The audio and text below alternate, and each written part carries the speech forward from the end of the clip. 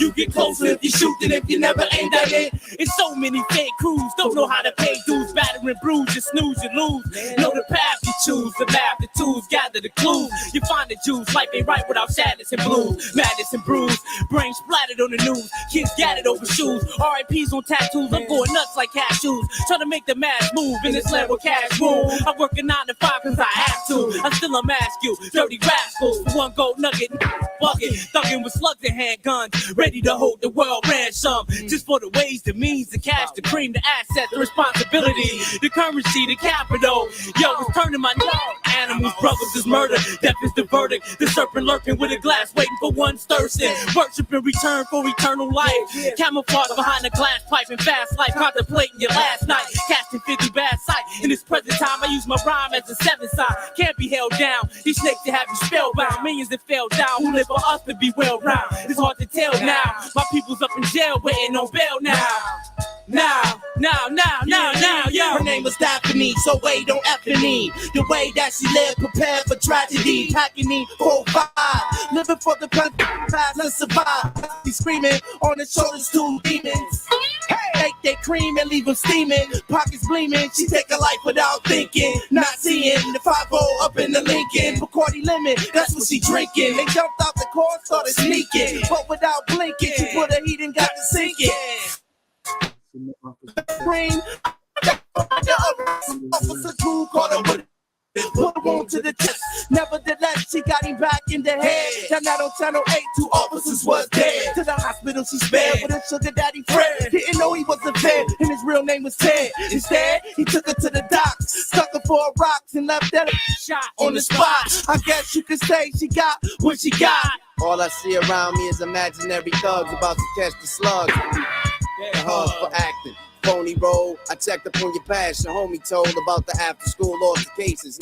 Your home, that was just last winter. Now you carry chrome, you just a scary clone. Holding a microphone, artificial thug, 0.9% true. Now let me ask you something, who the you? Counterfeit hooligan, schooling every lesson. And I'ma be the blessing for the session. Manifesting what I spit on the mic, lead you from wrong to right. From the weed to the pipe, from death to life.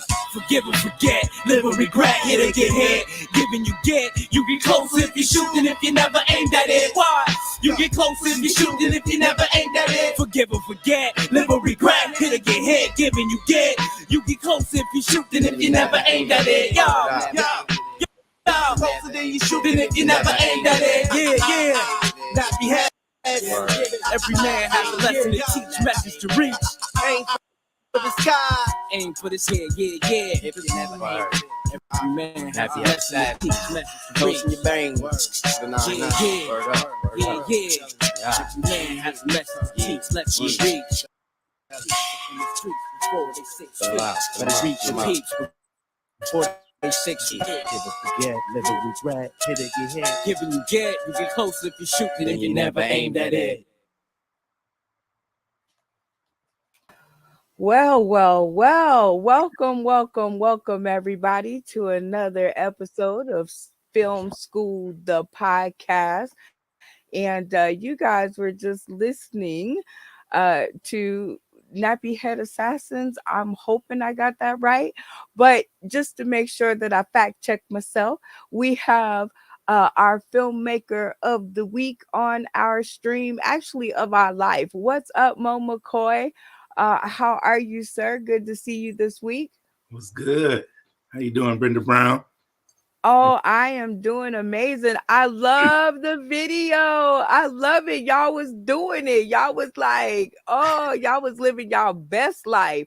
So tell the people tuning in today, tomorrow, and beyond a little bit about yourself and about this video while I get the movie started. Well, my name is McCoy. I'm from Grand Rapids, Michigan.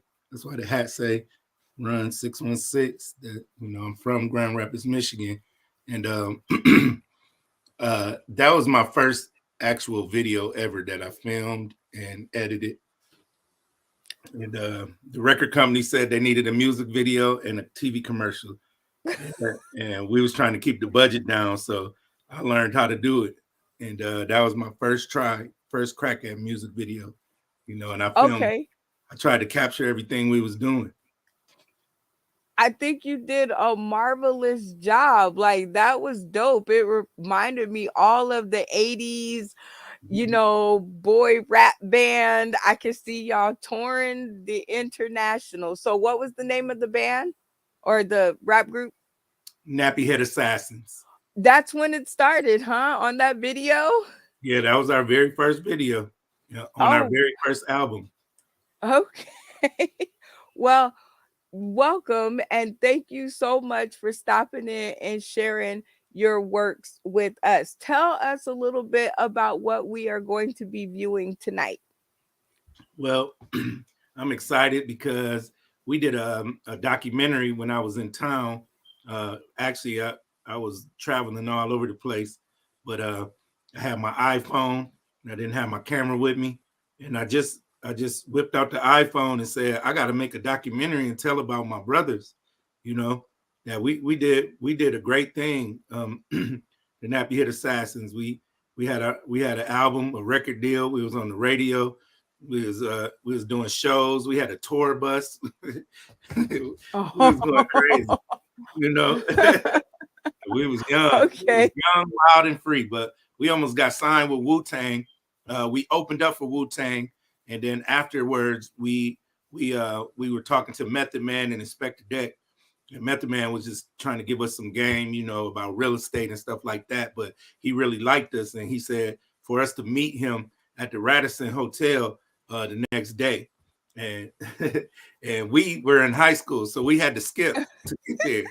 So we skipped school to go meet with Wu-Tang, and we couldn't get in. The security was so tight, we couldn't get in. And then so we tried to divide and conquer. We tried everything to get into that hotel. We went to the back, the front, the side, try to walk in with somebody. Nothing worked. But but we seen a lot of dark man coming out of the room, and he actually got signed to Wu-Tang, and he has music out through Wu-Tang. But fast forward to now, we are incorporated with Wu-Tang, and we're going to be putting out some music through Wu-Tang and movies and all kinds of stuff. So shout out to the Wu-Tang. It came full circle. Now we working with them. Okay. Well, that is why we have you in studio, because you are a very interesting filmmaker in all different areas. And we were in the green room and I noticed that you have some folks that might have been included in the documentary. Absolutely. I got two of my brothers online that were a part of it. DJ Nap, he made all the beats, DJ'd all the shows. He had the studio in the basement, Okay, had the studio. He was everything we was missing. Well, welcome, DJ Nap, to the stream. When you hear your name, that's what my dad always said. When you hear your name, you speak up. Welcome to the stream, sir. Tell the people tuning in today, tomorrow, and beyond a little bit more about you and your crusade with the Nappy Head Assassins. Like I said, it started. Like I said, the group was started before I got in. Then, they did a few shows. They used to like beatbox and stuff like that. And they were like, they need some beats. And then I made beats, and I was like I was saying before, I was dealing with some cats that didn't like my beats. And I said I gotta start making something that I'm just gonna blow their minds with it. And then I finally one day, and I begged my mother, my father. I was like, I need a keyboard a real good keyboard. So they took me out to Pharaoh's Music, and I got an ASR 10, a Sonic ASR 10. And I had a few records, and then after that, the other thing, Izzy Dope. Got Izzy Dope, a good, I say a family member of all of ours. Izzy Dope sat me down in front of a keyboard and was like, yo, you need to learn this shit. You know, that's what he's saying. Excuse my language. He's like, you need to learn this shit. He just sat me in front of it, cut that mug on, showed me how to put a floppy disk in there, and walked away. And I had to learn like that. And that's how I learned how to do it, by just trial and error. And then next you know, I made my first beat, and Mo and them, you know, rapped on it, and they liked it. And the rest is history, you know. Okay. The rest is history, of which we're going to get to see tonight. So tell me what you are looking forward to most as we replay your memories. That's essentially on screen. Honestly, I would like to see, you know, everything just come back together and do another album, or at least do a tour. They become part of the tour that we, you know, was talking about with this album, the album putting out, that we can incorporate the our nappy heads into it, and just make them part of the, you know, make it part of the show too. To see where it go, you know. I like that like idea. it. I know, right? I was listening. I was like, okay. You know, that's what we're about around here. You know, we just gonna play the content until every single person on the planet sees it, because there's so many stories behind the content. It's the stories behind the content that's that's the most intriguing thing ever. And Film School, the podcast, is down to ask the questions to get behind it all.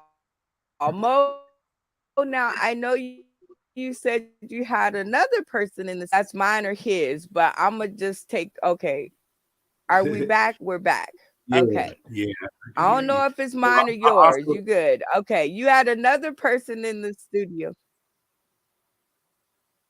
yes, I have Garcia White, aka Gold Lord. This was the youngest person in our group. He was doing talent shows and killing it, and he was the little brother of Inch High. So we just had to bring him in. We it was a no brainer. We wanted, you know, some good talent like that on the squad. Okay. Good talent on the squad. Gar, as they affectionately refer to you as. Welcome to the show. Welcome to the podcast. So tell the people Hello. tuning in today, tomorrow, and beyond more about you and your journey with the Nappy Head Assassins. Well, you know, as I do want to state, you know, I was the youngest out the group. All of them was my big brothers.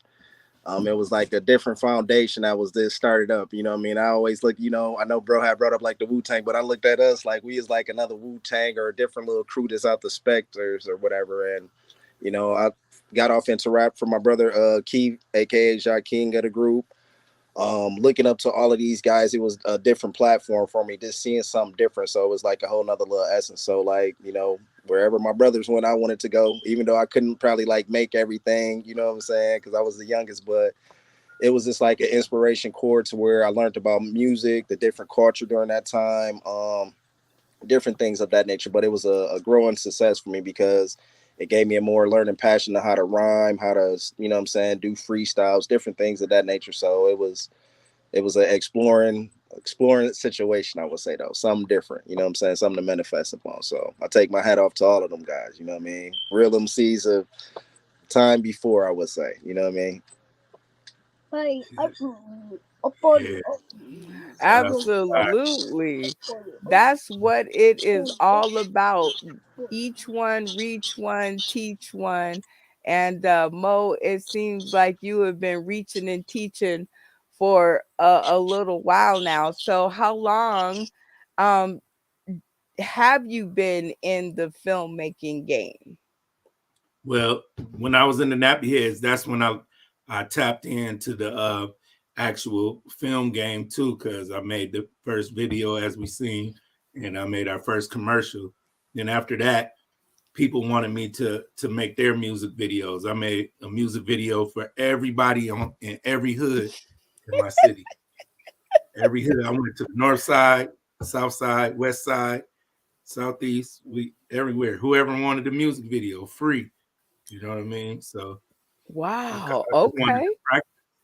And then we had our own TV show called the Nappy Hour, and we just would go out and do it. We would have been viral if it would have been now, because we used to do all kinds of stuff. We used to pay people to eat ketchup packets. How many ketchup packets they could eat? Oh no. So, yeah, we just used to do all kinds of crazy stuff. And Zakeem used to always come with me no matter what. He'd be like, all right. I say, let's go to Canada. We go to Canada. We go to Detroit. We went to every record shop in Michigan. Wow. Okay. Sounds like you are full of memories. So what can we and the people tuning in today, tomorrow, and beyond look forward to in tonight's selection? Well, one thing you can look forward to is learning more about me and the people I grew up with, and you get to meet the people who was there when we started. You know, this is where it all started from. So I wanted people to know, you know, what we did, because it's still legendary. And, you know, when it comes out on Wu-Tang, people are going to be wondering, like, where'd they come from? And this is where we came from. We started back in 1999. We was a force to be reckoned with. And we was doing all the shows. We had a tour bus. We was doing freaky things on the tour bus. We were not, but we had a good time. It was like we was real rock stars, you know? And so we had a blast. Okay, well, this seems like a good time for a station ID because I want to hear more about these freaking things. So if you guys are sitting at home and you don't want to move off your sofa, you can tune in to us on your big screen TV through Roku or through your Roku device. You can either access your own or a friend's or a friend of a friend. And if you don't have a friend, hit us up. We might know a couple of people. This is you guys' time to get to know the filmmakers behind these wonderful projects. It takes guts, I can tell you that. Then you can access your Roku device. You download the UBSN TV app and you search Sauce in the City. Yeah, we're Googleable. So if you're not finding us, you're not looking. So all I'm saying is there are only 3 steps, and I'm sure you guys can find us. Because this is going to be one for the record books. Now, I am going to, Mo, have you just cross your fingers and your eyeballs that this works. And we are going to get started on the first half of the Nappy Head Assassins documentary. And I want to know, are you ready?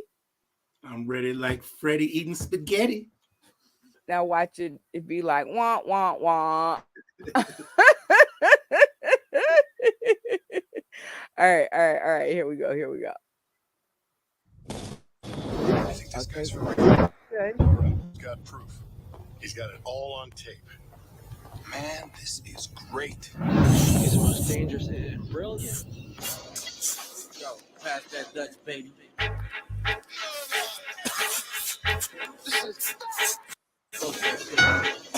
Uh-oh.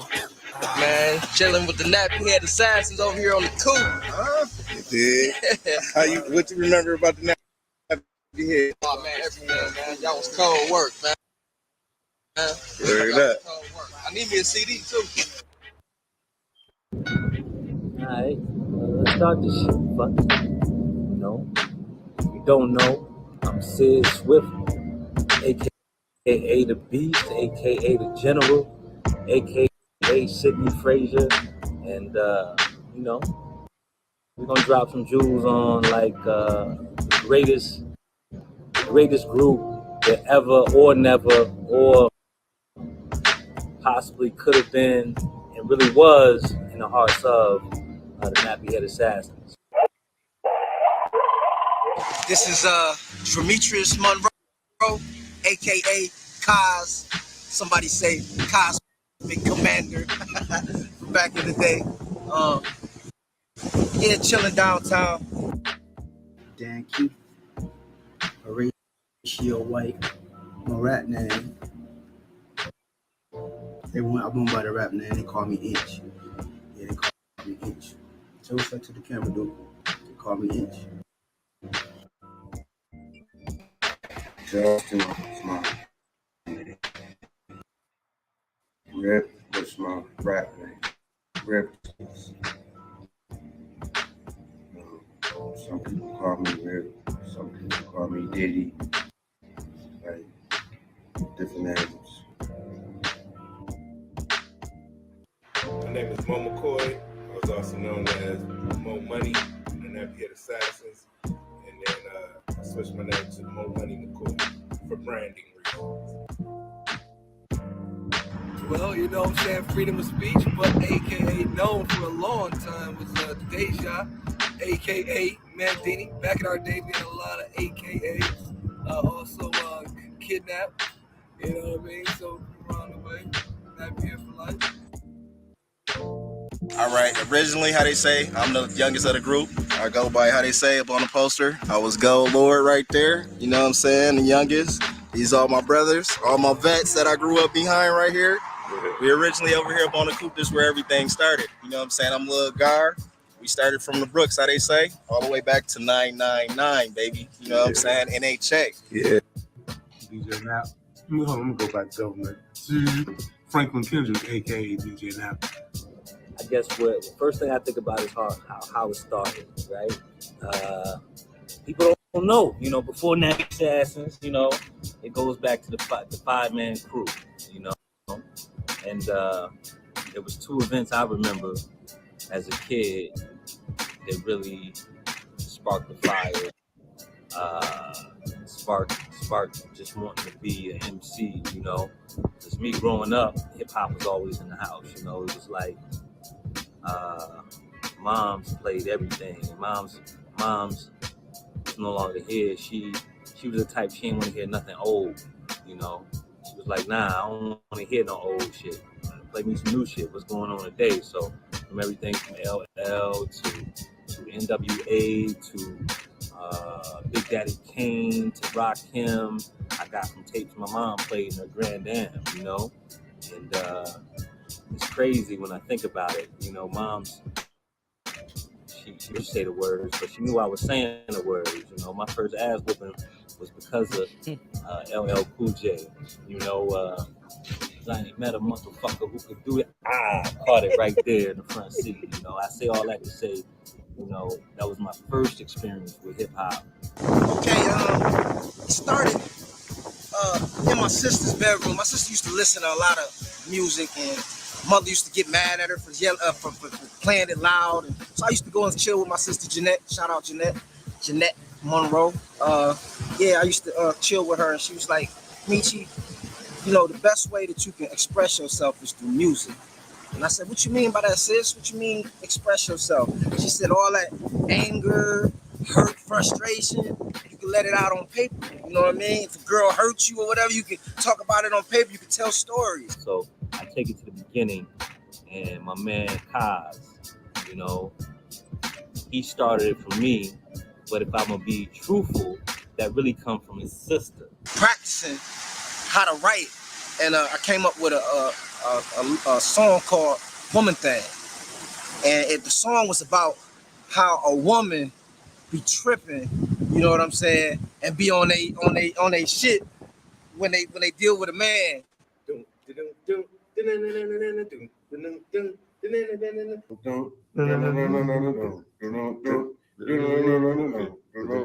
Yeah, Woman Thing. Once had a girl. Her name was T.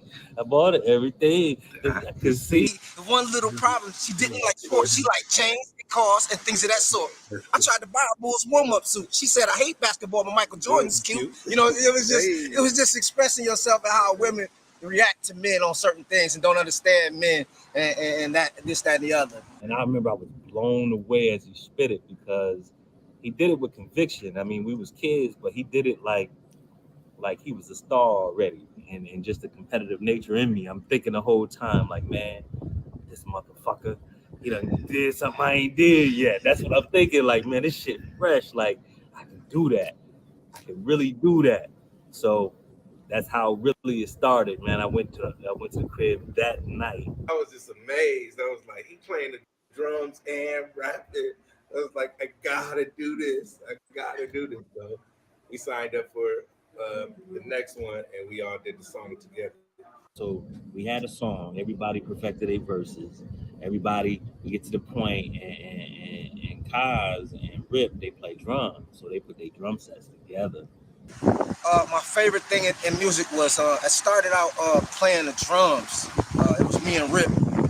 I know him as Rip. I know him as Justin. Playing the drums, man, and vibing off beats and really feeling the beat and the music and letting the music take you wherever it is that you're trying to go. Well, I grew up playing the drums in church, and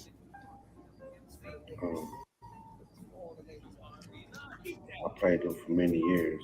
Always loved music, man, and hip hop, you know, was a focal point in my life from the beginning. With my mom playing music, old records, and I love music, singing the old school R&B.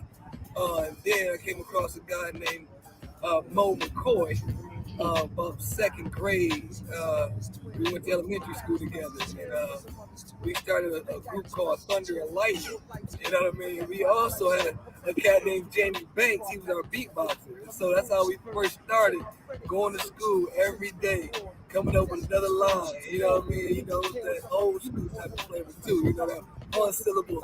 You know, no metaphors really, but we didn't know too much. We were young. Yeah, so me and Mo got kind of like closer. You know, I was at his house every single day of the school year, every day, working on something, or in my basement, you know, at my grandparents' house, you know, things like that. That's where, you know, the music started to take hold of me. We needed a beat. So we heard that there's one guy named Big Nap. We call him Big Nap now, but his name was Big Frank back then. He made beats, so we walked around the block to Cooper, and then he had the beats in the basement. We would all go over to Izzy Dope's studio, Dirt Sound. Oh man, my first experience was, it was funny. Like, there was some guys I grew up with around the corner from where I grew up at. And they were like, we're doing music in the basement. I was like, man, I want to do that, you know, make some beats. And then they were laughing at me. So, oh man, you can't do that. I said, okay, that's cool. And one day, me and Mo and Sid had a crew coming on, you know, a little group. And then they did a lean to the side. And then we ended up on with Izzy Dope. And Izzy was like, I'll show you to do it. Izzy was just like, you know, he's a good teacher, you know. He still teaches me stuff to this day. I'm very grateful for that man, because he showed me a lot with music. If he didn't show me, I don't think I'd be making beats and stuff. Oh, Big Nap, that's Big Frank. You know, I always knew Nap from being little, growing up on Cooper. Shaq D stayed on Cooper. His mama stayed on Cooper. You know what I'm saying? And I watched Frankie. We all grew up together. He a little younger than me, but you know, and he was nice with it. He used to come over to the house and shit, and we'll work on beats. And you know, he wanted to know about the break beats and shit like that. Nap, he real nice too. He developed in the game. That's my boy. You know, Nap, Mo, Swift, Rip, Wax, me, B. Brad, you got Mal, Mike Brent, Mark, Quay, shit, Lil Gar. There's a lot of us, man. Like, shit, these niggas taught me how to rap for real. I used to want to sing shit like Terrence, you know what I mean? And Jamie, them. Over here down from the old set where Cooper used to, how they say, the first studio where everything started at. Yeah. Right there, Big Nap crib up over there. I remember seeing the Pam Grier poster in the basement. Big Nap up on the ones and twos, scratching it up. Me learning from Big Bro, you know, Mo, you know what I'm saying, Jakeem, my brother King. Every one of these cats up on here. This is classical right here, y'all. Yeah. One in the making. You know what I'm saying? So me and Justin would put our drum sets together. He had a drum set and I had a drum set. And what we do is combine our drum sets, and he would sit down and play the rhythm, and I'd go over the top of them with the tom toms and play a little tune or something. And we used to do it in the garage for a while. And people from the neighborhood would stop and come and hear us. And little females or whatever would come and kick it with us and enjoy our music. And the cats that I used to hang with around the neighborhood started coming over, like Mo and Sid and Tyson, and they was like interested, like, okay, we can do something with this. This is we feel this. This is what we like, and it just took off from there, man. People started getting ideas. We started getting real tight, practicing every day. We had a little tape recorder, one of those little tape recorders with the little tape, and we used to record ourselves and freestyle and just perfect our craft and come up with a vision, you know, about where we trying to go. Like I said, Nappy Assassin, the first thing when McCoy had the crew, it was the five-man crew, and I was like, well, I'm starting to make beats, and so I ended up getting another older gentleman named George, passed away years ago. He had hooked me with a couple of Casio keyboards with the little pads on it that you sample, and just have a mic. So I ended up getting two of those. And I started sampling a little bit with them, just making a lot of basic stuff. And gave them. Man, they was like the baby dirt side. Okay, I think we are going to cut it right there while we are ahead of ourselves. McCoy, like, so good. I'm learning more and more about you every single day. So I have to ask, what was the inspiration behind you deciding that you wanted to do a documentary? Like, what made you think that you had lived enough life to create this documentary? Well, I didn't know nobody else that was doing what we was doing. There was a couple other rap crews. We used to have to go up to the football game, and Sid Swift was one of the best freestylers of the team, and so cats would want to battle, and we call him the Cypher Record because he destroyed everything moving. They thought that they could, battle the nappy heads. We used to come and just slay everybody. We battled some rappers up at the pizza place for a pizza. Needless to say, we was eating pizza. Oh man. Okay, so y'all was just being rambunctious through the neighborhood and was like, you're the best at what you do. I'm gonna be the best because I don't even know what I'm doing, but I'm the best because I'm finna do it. and all the other high schools, we went to Ottawa, but we used to go up to East Kentwood, used to go to Central, Union. We did shows at pretty much all of the schools in our city, you know what I mean? Plus, anytime it was an African American festival, any talent show, we won talent shows. We won Miss Harris talent show. They couldn't believe it. Okay.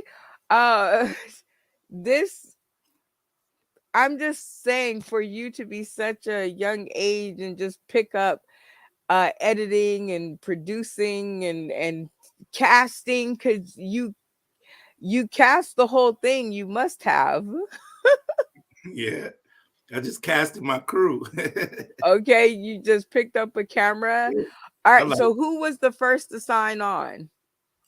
Well, me and Sid Swift, this is how my story started with Sid Swift and I going to the 4-H talent show and seeing Kaz perform with those drums.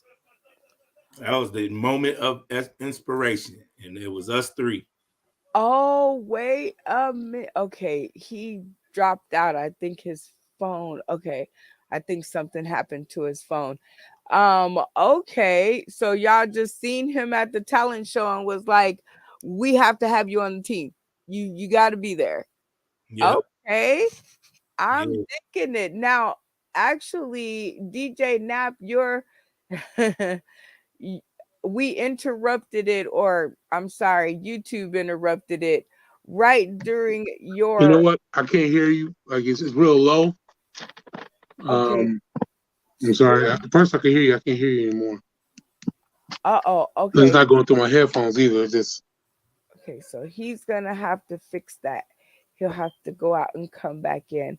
And both of them are no longer here. Well, he's gonna fix that because we were coming up to his part of the interview and I had some questions to ask him. So while he fixes that, I am going to do what I love to do the most, and that is game time. Because I love to ask questions, and we have new people that are in the studio now. So we get to play games with all of you, which is going to be like so much fun. Or we get to ask questions, but you have to have snacks at the movies. So we have some, of course, some delectable dishes in my kitchen, which the kitchen is open and I try very hard. So please be gentle. So our first up is spicy pickle vodka. McCoy, now you know our concession stand. We need money to keep these movies rolling. You gonna try it or trash it? I'm gonna sell it. I'm gonna let other people try it. You just gonna sell it? I'm like, man, this is the best. Have you tried it? No, sir. No, sir. Vanessa Ray, our concession stand is open and we have spicy pickle vodka. Are you trying or trashing? I tell you, it's a good thing I'm not much of a drinker. I'm just going to have to trash that one. Our concession stand is doing terrible. All right, Miko. Spicy pickle vodka. Are you trying or trashing?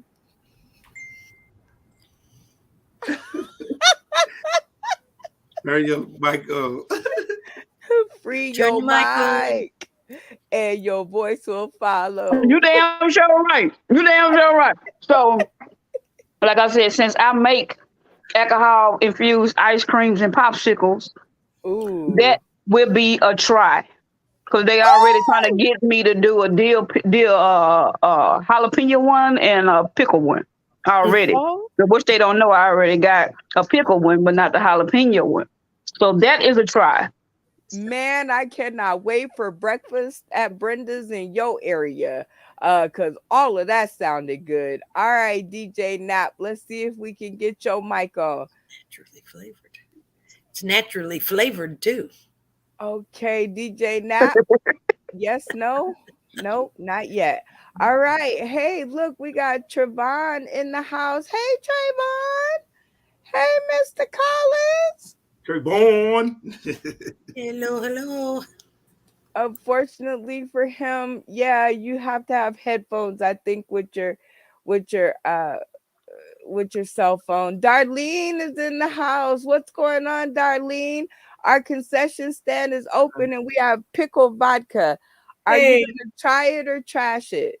I'll try it. I'll try anything at least once. Why not? And if it doesn't kill you, maybe again. Okay, I love it. How about you, Jeremy White? Whitehead Comedy in the house. Our concession stand is open and we have spicy pickle vodka. Trying it or trashing it? I mean, I'm a whiskey man anyways, but I'm gonna trash it because I don't like pickles because pickles smell like pee to me. Okay, our concession stand is not doing all that amazing, but we are going to, this is always a fun one.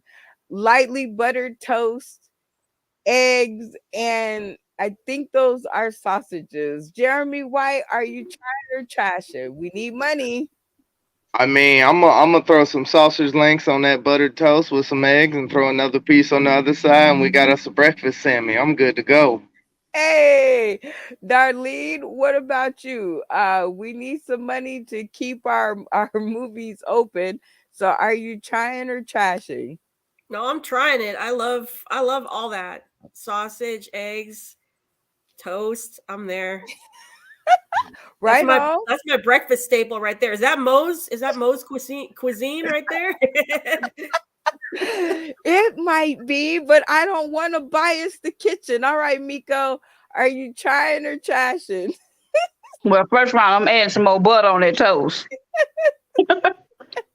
But them eggs and toast, I'm gonna have to throw some cheese on there. I'm gonna sneak some cheese in from some Be Wild my own seed. Oh, yeah, but I don't eat meat, so Okay, well, half and half is good. Vanessa Ray, the Hillbilly Peach. Our concession stand is open. Are you trying or trashing? Honey, those plates are empty. That is a mirage for y'all. I didn't ate it all. I didn't gone. Mo McCoy, are you trying or trashing? Oh, I'm gonna eat every bit of that. That's 2 whole sandwiches right there. Like I'm smashing. That's my kind of gourmet breakfast meal.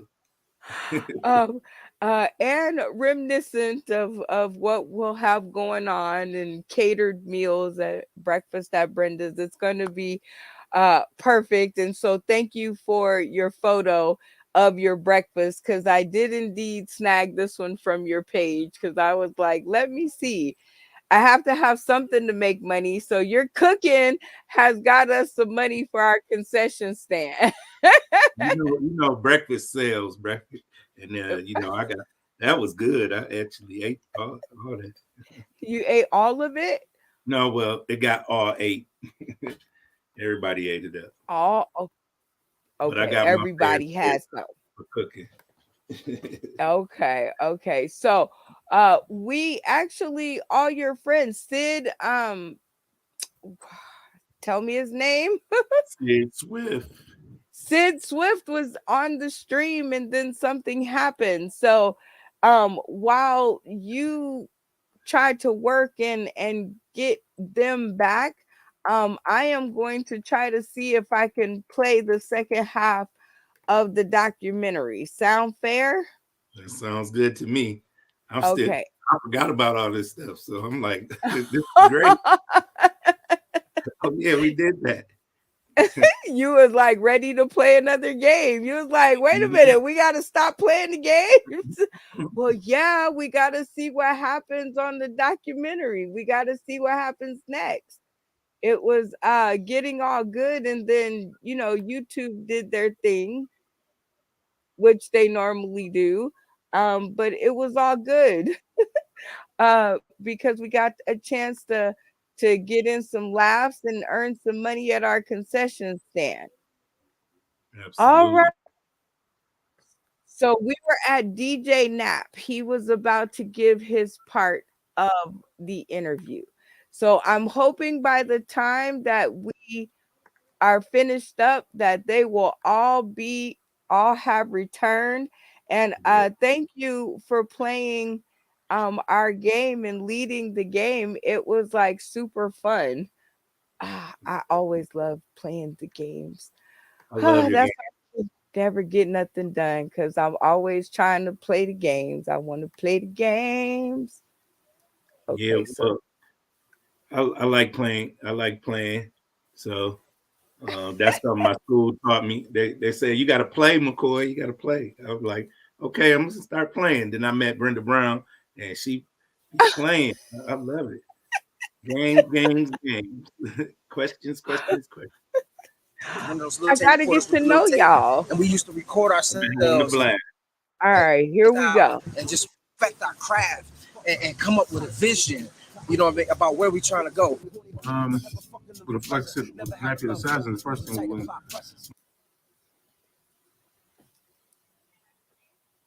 Owen said had the crew, it was the 5-man. Okay, we're gonna pray. Come on. The 5-man crew, and I'm like, well, I'm starting to make beats. And so I ended up getting another. Okay, obviously, Betsy don't like this older gentleman version. named Okay, George. He let's passed see away if it'll ago. play through. Yeah, hooked me with a couple of Casio keyboards with the 4 little pads on it that you sample once you have the mic.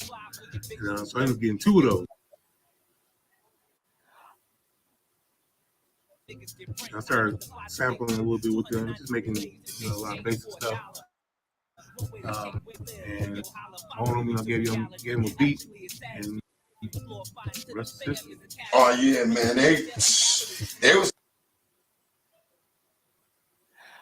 like the Okay, baby dirt I am sound. going to reset That's this how I because looked I at didn't them. even get a chance to hear it. However, for all of you people who are tuning in today, tomorrow, and beyond, if you guys want to catch this uninterrupted, Mo, tell them where they can go to catch it. It's right on YouTube. Just type in Nappy Head Assassins documentary. It hit over 100,000 views already. It did? Yes. Ooh, now that's what I am talking about. And y'all can make it 100,001 views or 100,002 views or 5 views or 10 views or whatever it is. Because we gonna get through it. We are gonna get through it, but because I gotta see what happens next. And YouTube is not gonna stop me from seeing what happens next. So just hang on to your. Okay, I'm gonna try to get rid of that, and then I'm gonna try to do this. I'm gonna do this. All right, here we go. Y'all didn't pray hard enough. That's what it was. Would put our drum sets together. He had a drum set, and I had a drum set. What we do is combine our drum sets, and he would sit down and play the rhythm, and I go over the top of him with the tom-toms and play a little tune. And we used to do that in the garage for a while. And people from the neighborhood would stop and come and hear us. And little females or whatever would come and kick it with us and enjoy our music. And the cats that I used to hang with around the neighborhood started coming over, like Mo and Sid and Tyson, and they was like interested, like, okay, we can do something with this. This we feel this. This is what we like, and it just took off from there, man. People started getting ideas. We started getting real tight, practicing every day. We had a little tape recorder, one of those little tape recorders with the little tape, and we used to record ourselves and freestyle and just perfect our craft and come up with a vision, about where we trying to go. But like I said, Nappy Assassins, the first thing when Mo and Sid had the crew, it was the 5-man crew, and I was like, well, I'm starting to make beats, and so I ended up getting another older gentleman named George. He passed away years ago. He hooked me with a couple of Casio keyboards with the 4 little pads on it that you sample once you have the mic. So I ended up getting 2 of those. And I started sampling a little bit with them, just making a lot of basic stuff. And all of them, gave them a beat, and the rest is history. Oh yeah, man, they was like the baby dirt sound. That's how I looked at them, because they all had their own individual styles, man. Mo, he was one of the main ones. Sid Swift, Meechie, was a man. All of them, Lil Cuz, Tyson, they all was nice, man. They was some young niggas, and they came to me. I always had a studio. I had one in the basement. Lil Cuz don't be down there. Man, Cuz, put me on. Let me hear some of that. When he first rapped, it was like, damn, boy, you got it. It was like, man, these my people, they rap too. Man, when I started hearing them, yeah, they all was nice. They all had their own individual style, 2-block radius, there was like 10 brothers who was the same age, had some of the same interests. We didn't know it yet at this point. That's when other members start joining in. We looked up, we had 10 members. It was like, man. So we had to come up with a name. And so we were thinking about names. And actually one of the members' names, Killer B, he was like, the Nappy Head Assassins. Just said it while we were at school one day. It was like, yeah, that's it right there. That's it. So we made, we had 2 groups. We made it all, and Nappy Assassins. And all the group came out with songs that we performed to, but we still had other members that was part of the group. When we came together,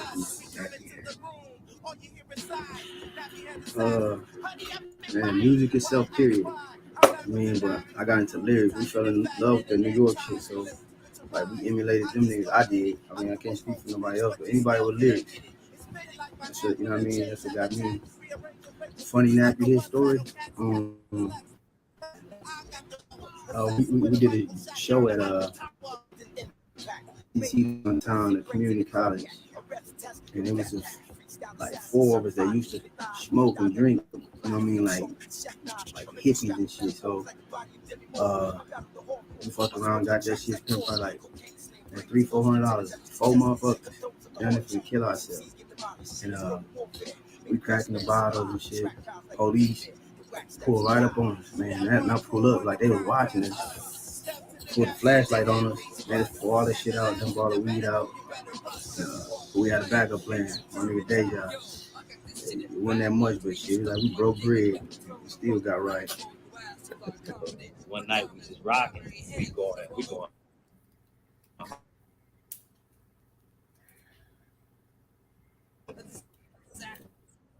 We got Chris Thomas. Listen, y'all sound good. Come into church and perform for us. Now, we young at this point. You know, I knew church.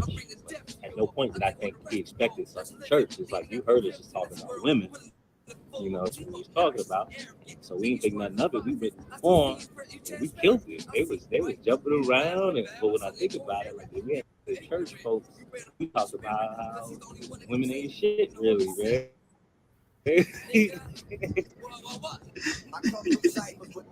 But they supported it, man, and that was the most beautiful thing, man. It was different cultures, it was different, a whole different vibe, but you know, they supported the energy and they supported these young black kids trying to do something positive, something different than what they were doing before. Okay, when I was a kid, I started in the group when I was 12. Our album came out when I was 13. I was writing my own raps and everything of that nature. I learned, as I stated, from all my older brothers. Used to walk around this here corner from Fuller all the way around here. And I'm going to tell you this, y'all. Mo is the brains and has always been the brains of this operation, man. Mo is the one that networked, put the focus in, the goals. I mean, this dude, when it came to brains, had it. He the one that kept us together and pushed us forward and put us to the next notch, I think. Because I don't know if we was as serious as we should have been. I think we was just doing it, just something to do. And Mo was like, we can really do something with this if we apply it in a certain way. And he knew how to do that, which we didn't know. So, yeah, shout out Big Mo. He was on his own thing, but he came around and got molded. You know what I'm saying? Boy, always had skills and was talented. You know, y'all see that? You know, I was thinking about this too, man. One of the most memorable shows is the one that we did at St. Cecilia. That's one of them, St. Cecilia. The reason being is, you know, we had a lot of rap crews around here. You know what I'm saying? We got love from everybody. But it was just one thing that kind of, it's actually 2 shows, but I'll talk about this one in particular. Is when we were at St. Cecilia, that when we got on stage, man, it was packed, man. Like all the crews, one way. You know what I'm saying? Boom camp. Everybody was in that building. But the most thing, or the most, I would say, the best thing that made me feel the best was when I was on the mic and I started my verse and I seen this shadow coming down the hallway, damn near in a full sprint, and coming to the front of the stage with a flashlight, and it was Scoop B. You know what I'm saying? A pioneer from around here, man. Big up. Rest in peace, Scoop B. And that just lifted me up, man. That took me to a whole nother level, man. Like we were in the driveway, for Killer B. And it was arguing. And Mo man, had this Pontiac, it was Bonneville. It was something like that. They was arguing. And Brad was like, man, you didn't want to move. They was arguing. Mo like, man, move out the way. Get the hell out my way. He didn't want to move. So, you know, this is winter time. Mo hit that gas and just ran right over him, man. I mean, in my driveway. That was the craziest thing, though.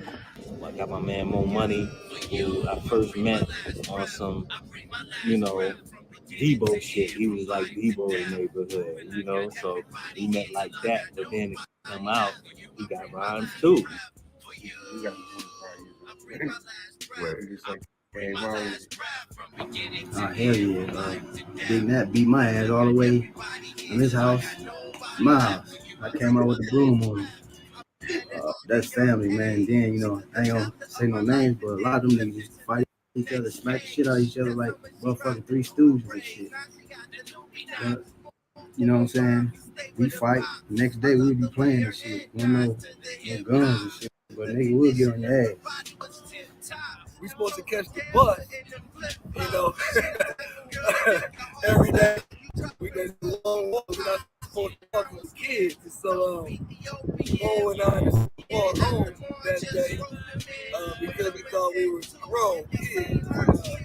So we are walking up, we had to turn down Franklin Street. And as we walking, we do it all the time, but we did sneak away. We always cross Franklin Street. And at this time, it was a bad choice. As soon as I step on the street, I hear Mo say, no! The next thing I know, I'm in the air. I got flipped. I got hit probably by the biggest, I don't know, Buick Baby Blue. That's all I remember when I was in the air. I could see the Baby Blue cars, I'm flipping. And I hit the ground.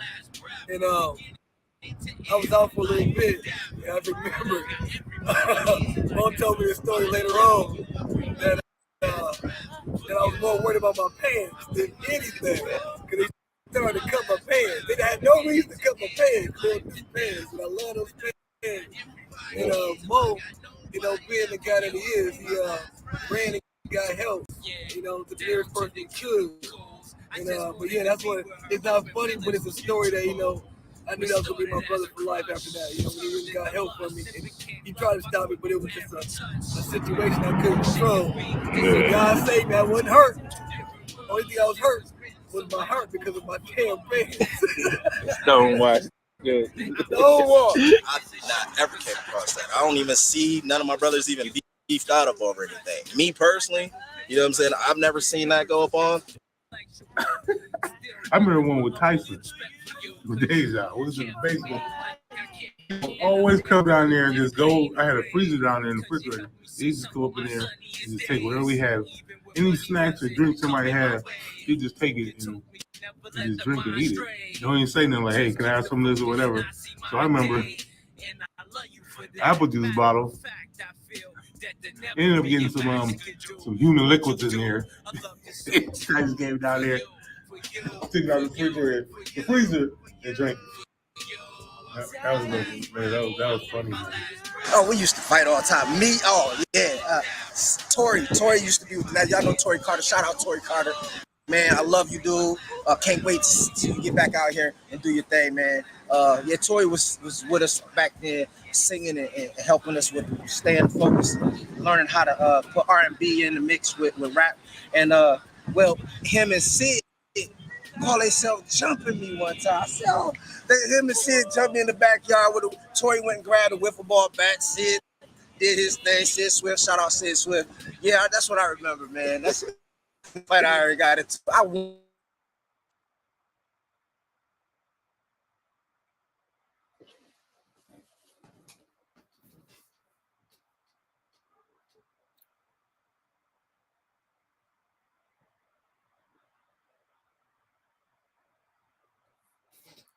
Welcome back. Yeah, we're gonna take a break right there. We're gonna get these technical difficulties worked out, and then Oh, you know, hey. See, We're you good. are. Yeah, good job. Good job though. I stayed silent for like at least 3 more minutes just to see what you was gonna say. Um that's what this Hey, is. Well, it's a podcast. This is what you do on podcasts. And Betsy, she need a break. But I said you have some new people in the studio. So I was gonna let you guess about who the new person was. I don't know. I don't know. You don't know, you don't know. Okay, well, Sid Swift is in the building, and he was the last name that I heard. So let me see if we can get an audio and a visual. Sid Swift, hello. Oh, well, okay. How about this? See, his There box he is. is in. Yeah, his box is in the building. I think he walked away from, but he is in the building. And Yeah. wow. All right, DJ Nap, you are up because we were on your part of the interview. Yeah, I can't Now, really hear you. It's like real low. well, I That's think why I you kept have to saying I work can't with hear the. you. I tried to turn it up. It was like still low. Actually, what you could do is go out. I got to You can I have to go put the out, phone all the way up to my ear. go out, and tell him to come back in. Sid Swift in the building. Yo, What's It's Swift. going on? what's going on? Peace and love. Peace and Peace, love, brother. love, hair grease, and all of that. So, for people who are living under a rock, of course, and wasn't here for the first part of this documentary, tell us a little bit more about Sid Swift. I feel like fangirling right now, but I'm not gonna do it. I'm just, I'm a regular dude, MC, poet, thinker, optimist, daddy, husband, all of that, all the above. MC, so humble man, Grand Rapids, Michigan represent, but be at East Coast right now. Been out here about 15 years, and we go way back. So it's funny to hear these stories of really childhood and some stuff you remember, some you don't, but you appreciate, the journey regardless, and these my brothers you see, and it's more than really MCs or artists. These is like my brothers, for life. Ain't nothing that can separate that. So you just getting really just the inside peek of some hip hop soul food type shit, for lack of better, what I mean, verbiage. So peace and love. That's who I am in a nutshell. I mean, in a nutshell, I'm surprised you can get all the greatness in a nutshell. But I asked the rest this very same question, which is what inspired you to look at the Nappy Head Assassins and say, yeah, that's for me. That's what I want to do. For me, it was a little different. So it really was my brothers who got me into rhyming.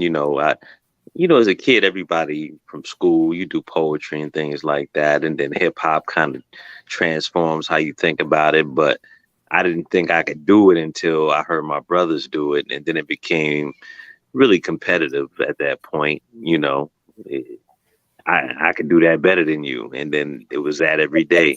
That's really what it was, So It was the battle rapper, the battle rap. yeah, that's what it started off as. And then, it evolved to just being life music, I as do. life evolves. Now, Sid Swift, I know Mo McCoy as a filmmaker. So I met him as a filmmaker. So tell me about Mo McCoy, the rapper. That's my guy right there. That's like my that's like, you know, peanut butter and jelly right there when it come to MCing. So, I can always count on Mo to drop a 16 or a 32 or a song or a project or whatever was needed. So, Okay, what was one of your favorites? I know you might have a lot, but one of your favorite times working with Mo McCoy. Shit, yeah. In terms of what my favorite times really come down to just the fellowship and brotherhood. Period. So it's less for me about on stage, which I enjoy thoroughly. It's really about the camaraderie, the love, that's what it's about for me. I know everybody else is different, but my favorite times is just the in between times. Yeah, yeah. That's what it is. I'm about to take advantage of that in between time at breakfast at Brenda's. So I'm hoping that we get to do it in your area, because I would love to sit in the multimedia promotional house, Airbnb to all of those other people, and sit and just talk and jam and have a session with you all. You seem like Let me squeeze over. That's my daughter. you what? Let me scoot over. I got my daughter blocked out the back. It's her Oh, the birthday picture on weekend. the wall. Oh, Yeah, happy birthday no to doubt. her. Happy birthday weekend Birthday to her. niece. Yes, yes, No yes. doubt. Yes, and he is just over here smiling from ear to ear to ear. So that's your buddy Sid Swift, huh?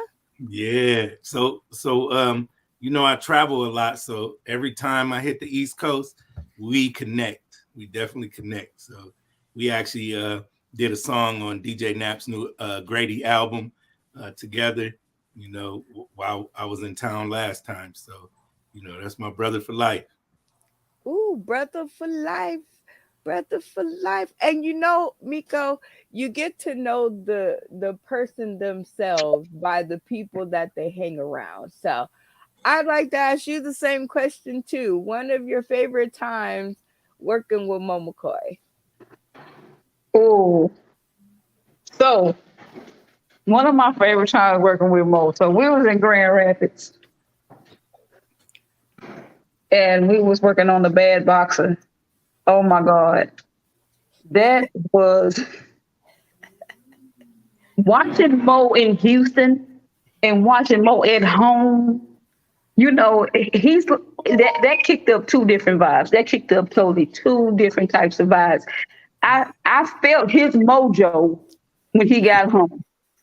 Like that's how you know when the Joker has landed. Hey, I got the whole dirty Michigan Canal, and hey, this is it. And going around to these places, it took me back, because from the barbershop, to boxing and all of the extra stuff, I was like, man, I guess this is destined. But watching Mo is at home was like, okay, yeah, it was a different switch. Oh. Totally different switch. So I think you're with Sid Swift in the in-between moments. All right, Darlene. Welcome back to the show. It's always good to see you. Tell me about one of your favorite times working with Mo McCoy. Oh wow. Well, I haven't worked with him yet. I haven't had that privilege, but I hope to work with him soon. Probably, but as close as I have gotten to work with him is on this cover girl contest that we're working on right now. He's been doing this Mo marketing for me, and I've gotten quite a few votes because of it. So yeah, that's the closest I've been to working with him right now. But yeah, I hope to work on a project with him someday soon. Okay. Maybe you should come to Texas with us. Oh, I would love to. I've never been there. I would love to come to Texas. All right, we'll put the information. Real Texas barbecue. Finally. Okay, so DJ Knapp he's turning flips, but he's back on the stream. So we're gonna try to get him and see what happens. All right, DJ Knapp. Yes. Hey. Okay. Right. So tell us one of your favorite times working with Mo McCoy. I think it's when I know Mo. Remember when we worked on his remember he had a solo project, Mo? Yeah, I remember that. I mean, not the one after, like right before that. Yeah, the one that got because of jealousy. Mm-hmm. Yeah, that was one of the favorite times because it helped. I mean, we always had a bond, but it helped us bond more, you know, and understand each other, like where we wanted to go, with music and stuff with each other, music and stuff, and so that was one of my favorite times. That was probably what was it, 2 years after. 2001, maybe. Yeah, 2001. Mm-hmm. But you know, Okay. yeah. So you got some longevity with the working on these projects with the man. Oh yeah, yeah. Okay, what will you say now? You know we're gonna put you in the hot seat. So what's one of your favorite things about him when you're working on a project? I would say this: Mo got grind. He's got a grind. You know, he don't Okay. give up. He don't give up quick. I mean, it gets frustrating, but he still got grind though. Okay. Now, dun, dun, dun, dun. What's the worst thing working with Mo McCoy on a project?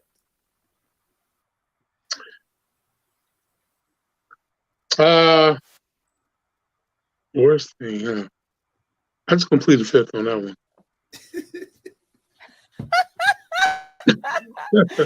He said, "I'm complete the fifth."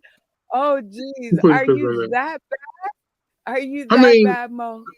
Yeah, I'm Just terrible. yeah. Okay. Okay. Terrible. I mean, Well, we didn't always win every time. We took a lot of L's, you know what I'm saying? We tried everything, but we took a lot of L's. well, you know what? Sometimes it's the peaks and valleys. It's the peaks and valleys of it all. All right, Mo. So you know one of the most important things that you have to do while making a film or a documentary or a reality TV show or anything media is you have to have interesting people, Yes, for sure. right? And you Mhm. guys have served up the interesting in this documentary. But before we get back to it, I've asked a friend of mine to come here to give you a stream test. And I know since you have all the nappy head assassins, or at least most of them, or some of them, or so, in the building. I was thinking that maybe y'all could help me take a look at said friend and see if he has what it takes to take us into his life and our new reality and our new virtual reality TV show. Who is doing all the noise? Somebody with the noise. Okay. Anywho, so did he disappear when I said it? No, here he is. Okay. So this is little intermission for you all. This is one of my good friends, Jeremy Whitehead Comedy. And the clock is set, Jeremy, and we are all looking to be entertained because in order to get films and stand-up specials and movies and all things, you have to let us in. You gotta let us into the world. Oh, that's you.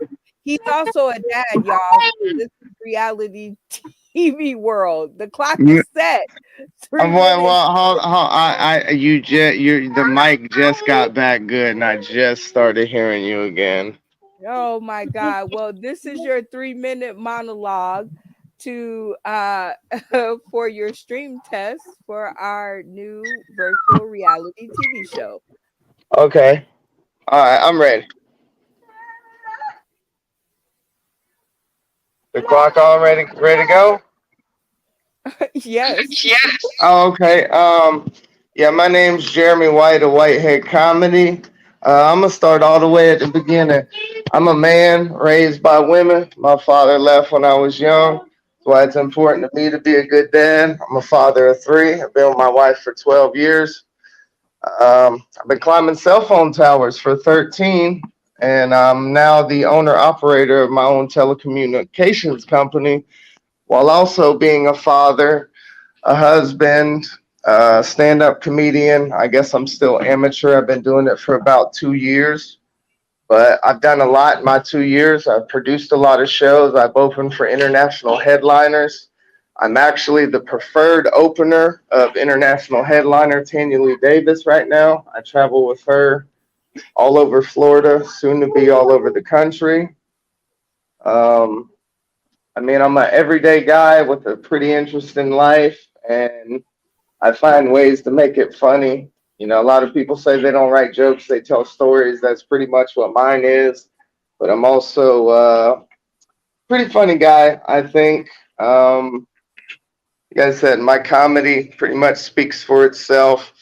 I don't try and offend anybody, but I don't care at the same time. Miss Brenda will let you know I'm real good at the roasting crowd work. I don't know, just me, Jeremy White, Whitehead Comedy, and I'm just trying to keep chasing my dream of being a comedian and being a good husband, a good dad, and running a successful company all at the same time.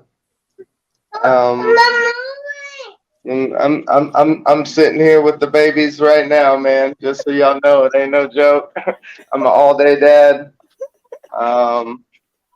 My company is new, but it's very stressful. A lot of money in and out. Not necessarily. I don't want to say like I'm rich, but it's a telecommunications industry.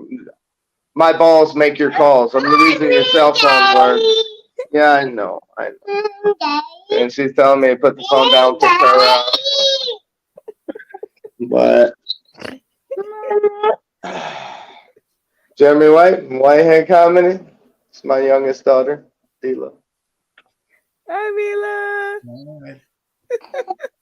Hi, baby. Oh. Are we still on the clock? You're still on the clock. Man, that's the longest 3 minutes of my life. Yeah. Trying to make your regular life sound interesting, I guess. But just with, you know, the comedy and the family and then the business, as dangerous as it is, climbing cell phone towers, you know, I've been told by a lot of people I got a lot going on. It's pretty interesting, and I think other people would think the same. And I mean, again, my comedy, I feel like it speaks for itself in my 2 years, what I've done. I don't know if I got time to get in that, but I guess we'll do it. I've opened for 2 international headliners, 5 national headliners. I've produced probably about 20 of my own shows all over the state. I've performed all over the state in Florida and almost every major comedy club. I've just now started going out of state. I've now performed in Georgia. I've got something coming up in Texas that I may be at. I'm not sure yet. My wife says no, but we'll talk about that. All right, time. All right. All right. Well, that has been our entertainer spotlight. And so, you know, you never get a second chance to make a first impression. So, Mo McCoy, on the interesting scale of 0 to 9 for Jeremy Whitehead for our virtual reality TV show, what are we looking at? Put it back up for me. Please. Please, thank you. I take them up. Can you put it back up again, please? It's 0 to 9. 0 to 9 on the interesting category. 9. Okay, so what do you want to see more of? I want to see more of a dialogue. Maybe you could practice a small monologue and then let me hear you act it out. Okay, I'm digging it. Vanessa Ray, the Hillbilly Peach. You know how this goes. 0 to 9. We're on the interesting. I find it up there. I'm gonna give him an 8 until we hear some more. And like Mo said, you know, the monologue, or I think we have heard his comedy and stuff. But I like to hear a monologue. Definitely. Okay. A monologue. All right, Miko, on the interesting scale, 0 to 9, where are we at? I give him 8. You know, I need more, honey. I need more. I don't even know what this more is. It sounds scary, Darlene. Oh, what are we looking at? 0 to 8. I'll give him an 8. I like that he said that he's a good dad and he's working hard to take care of his kids and everything. But again, I gotta hear his comedy to give him like a 9 or a 10. Okay. DJ Nap. Oh, on a scale of 0 to 9 on the interesting category for our boy Jeremy White. I give him an 8. I want everybody else until I hear some more comedy.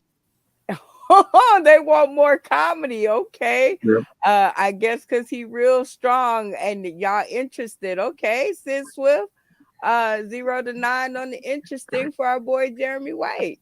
I gave him about a 7.5. You know, I think he was a real cool cat. You know, I give him that just because he seemed like a real nice dude. But I thought he was gonna give me a joke. I was waiting for the last punchline or something. You know, that's what I was waiting for. He left me hanging on that. I'm like, yo, where the punchline? At least give me one. Okay. Let's see. I think we can get one on the 60-second spit. Jeremy Whitehead, they want to hear more. 60 seconds of comedy. It ain't got to be jokes. And I know it's going to be funny. So let's go. I didn't know we were doing jokes. I was just talking about life. But yeah, I definitely got a lot of jokes in my life. So like I said, me and my wife, we've been together for 12 years. I've been doing comedy for 2. So we just celebrated 10 years of happy marriage, And my wife, she is actually a Puerto Rican. Yeah, her mother's a half. She's a quarter. My kids are an 8. That's simple weed math, Austin in the city. Let's keep up here. But she keeps it fresh with me. She asked me the other night. She said, "Babe, we've been together for so long. What's your fantasy?" And I travel a lot for work, comedy and climbing towers. And I told her, I said, "I've always wanted to get a blowjob while talking to you on the phone."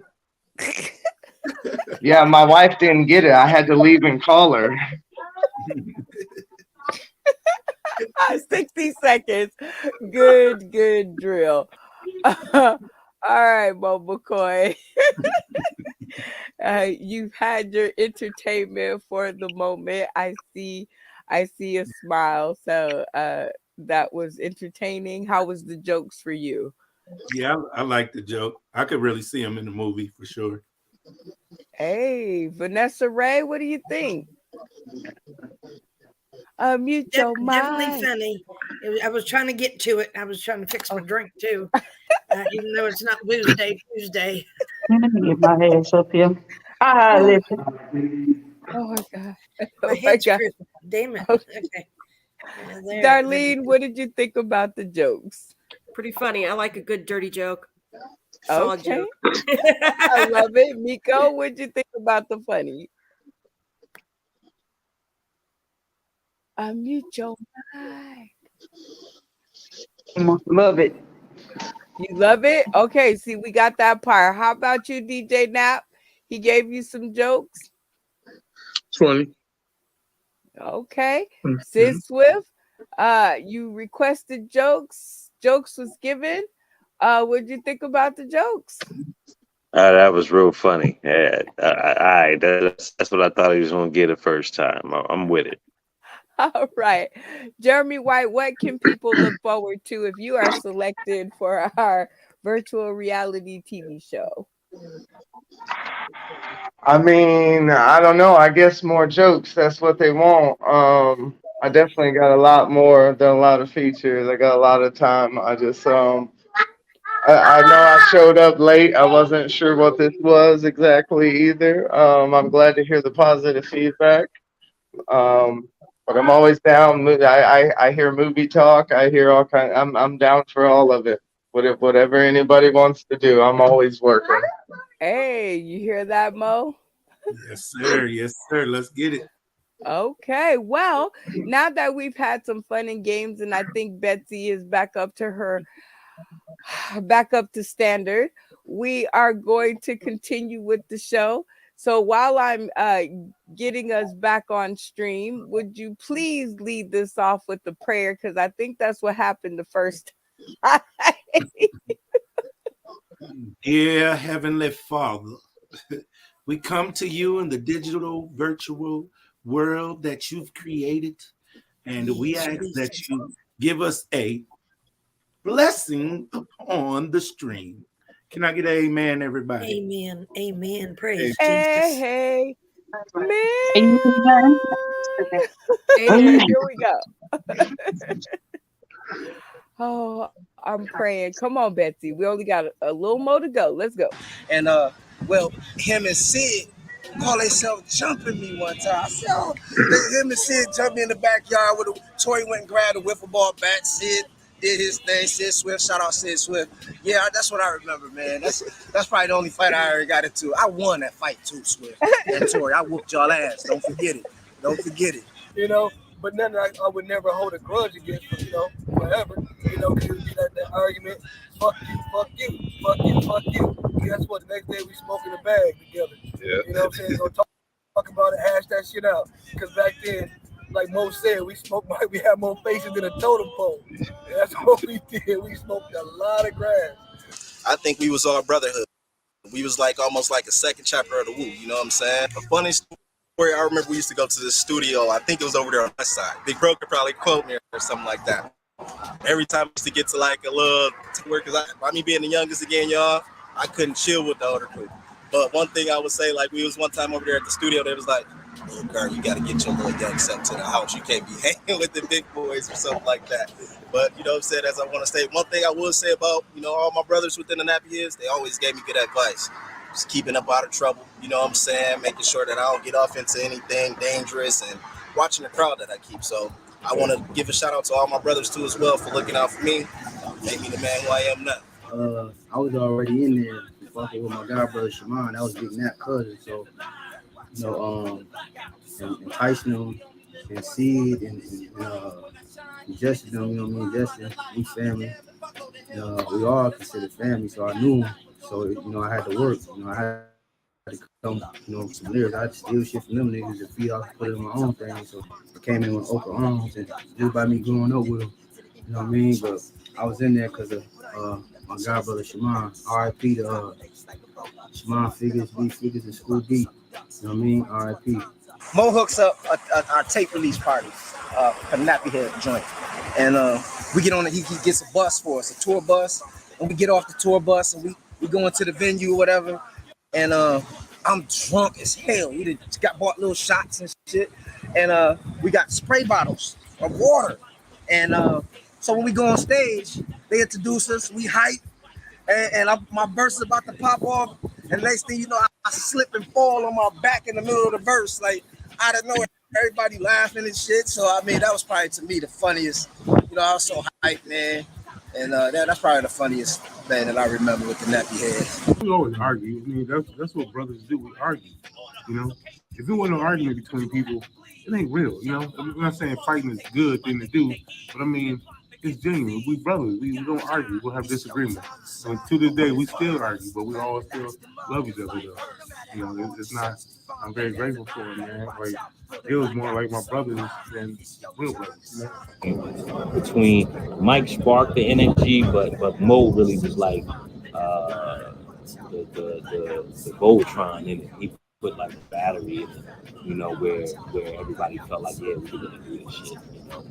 After we went to elementary, I went to a different elementary school called 5th grade, I believe, 6th grade. I think you went to Shawnee, something like that, and I went to Iowa. And so that got kind of separate for a while. But then we got back towards middle school, and that's where everybody became, becoming friends, started meeting. That's when you meet new people. And plus, I was always around the way on Noble Street. You know what I mean? Because Noble was a spot. Sid lived over there. Rip lived over there. And I used to be over there because there was a family over there, Ray Ortega, all those people over there. Mo lived on Temple. So, and there was a group of kids that used to always play. And I lived a little further away. And so we used to always link up. But with all that being said, when we all got to Ottawa Hills, that's when things started to change. Bo was working on stuff. He did it. Me, I was somewhat into it. I was always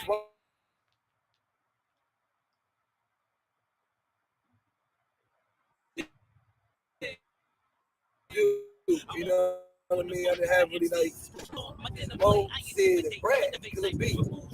And y'all had a name, but as the story goes, I gotta throw it out there.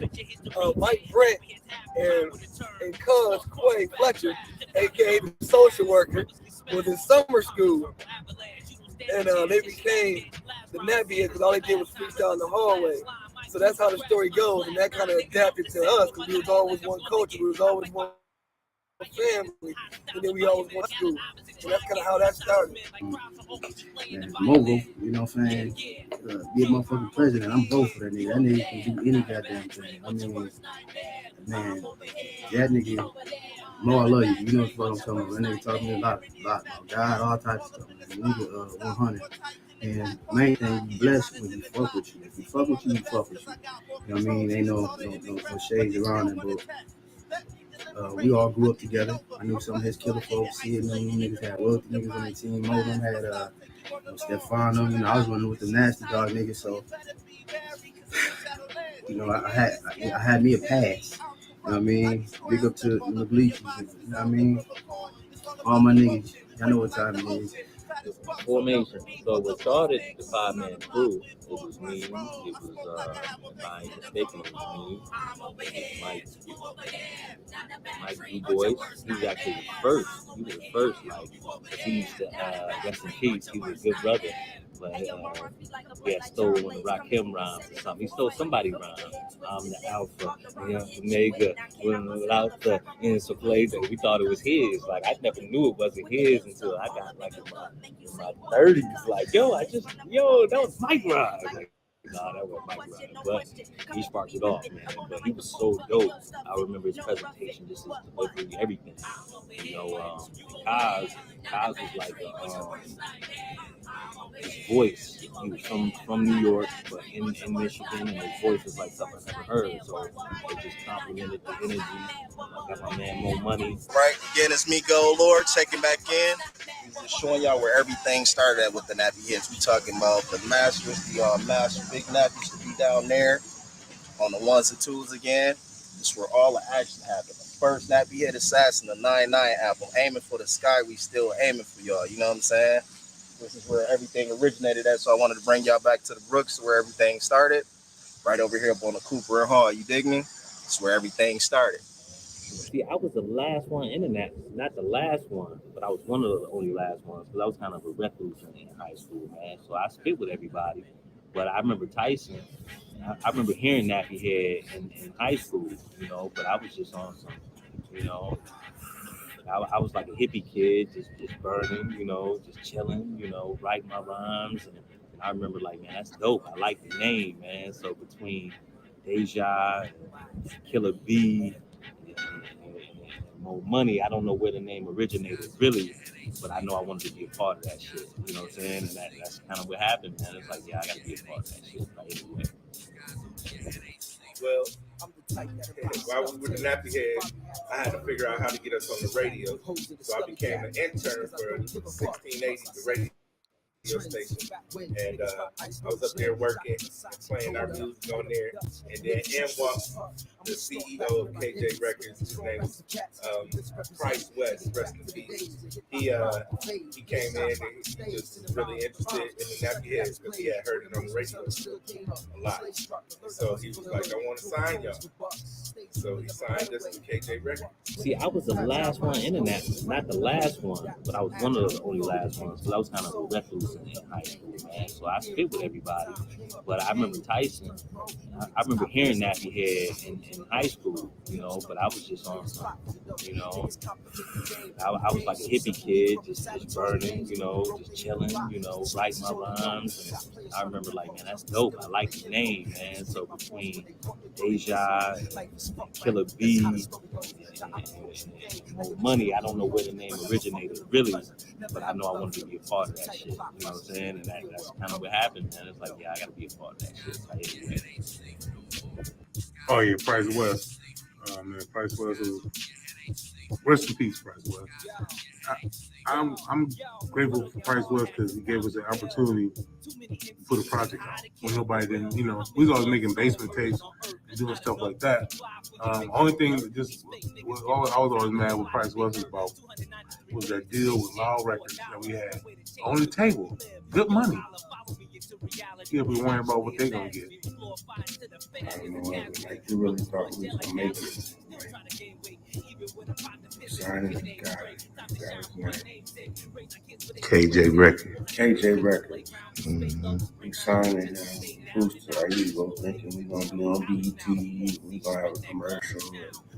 Our records gonna sell because we was the hottest in town. KJ Records, absolutely nothing. I was introduced to that shit by Modem, you know what I mean? KJ Records, just a small label here. He was a real, Price West was a real estate man, and he just started a label, KJ Records. It was on Burton and Breton right there. I volunteered to be a intern at the record label just because I wanted to learn more about record companies. I remember one time he got a call from Loud Records, and Loud Records wanted to buy the Nappy Head Assassins. And Loud Records had Fat Joe, The Roots. They had a lot of different major artists. So I was like, yeah, take that. And so he was like, no, they just want what I got. I'm like, okay, let's figure out what you got here. You know what I'm saying? You got a rap group. You done spent about $5,000 on the rap group because he got our records in, our vinyl records, and then then we put out a CD. And so they offered $100,000. I said, Price, man, you need to take that. You need to take that deal. And he wouldn't take it. So we was all frustrated about that. And then we just kind of, only thing we could do was dismantle the group. The way I took that, I'll never forget the day. We was in that office and we was gonna sign those contracts. And I'm not gonna lie, you probably remember this money, but I was pretty hesitant about it. And I had, somebody that was a lawyer, and I was gonna have them read over it. And, it was more of influence, like, no, my guy signed it, my guy said, but I'm still hesitant, like, no, I shouldn't do it, because I didn't really know the guy, you know what I'm saying? Myself personally, but I trust my brother, you know what I'm saying? He knew the guy, and I respect that. But I really didn't want to sign that contract. And then to find out after we did sign the contract how we got jerked, over some petty shit that should have been, taken care of better as being men, just bow out. Yeah. Let us free. You know what I mean? Just bow out the situation. You can't take us to the next level. And that's kind of, I got more to say about that, but I mean, I'll keep it basic like that I just feel if we'd have got let loose, we'd have had a different plateau. I mean, we were the next thing. Yeah. We were the next thing. And somebody seen that and they wanted to hold on and keep us clutch, keep a clutch on that. Mm-hmm. I mean, everybody would have got paid, man. If it was about the money, everybody would have got paid. He was the baddest motherfuckers around.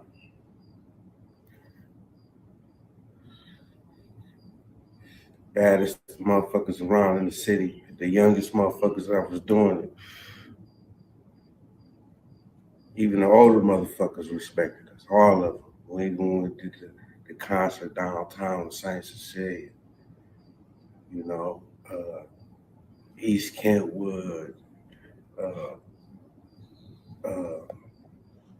it's multiple places I can name, like other crews was expecting us. We was well respected. We just was young,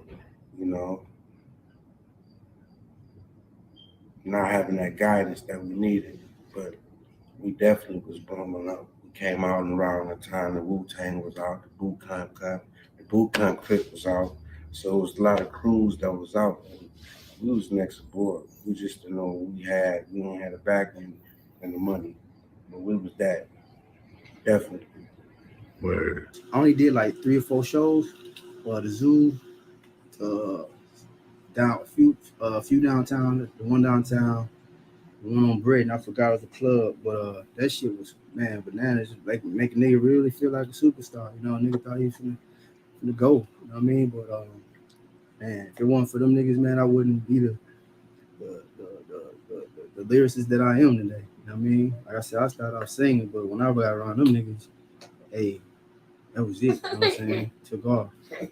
Or whatever, you know what I'm saying? And then I think the more older we got, you know, I'm hoping that we could do this reunion album, get together and get back up on tour. You know, shout out to all the people that's doing their little thing nowadays, you know what I'm saying, with the music. But I think we could always come together, you know what I'm saying? Keep it 100. We had a lot of fun times, though.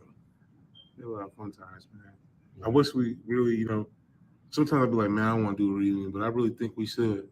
It'll help us. I think this will help us even rebuild even tighter, you know? We got older, we got families, we matured in the minds.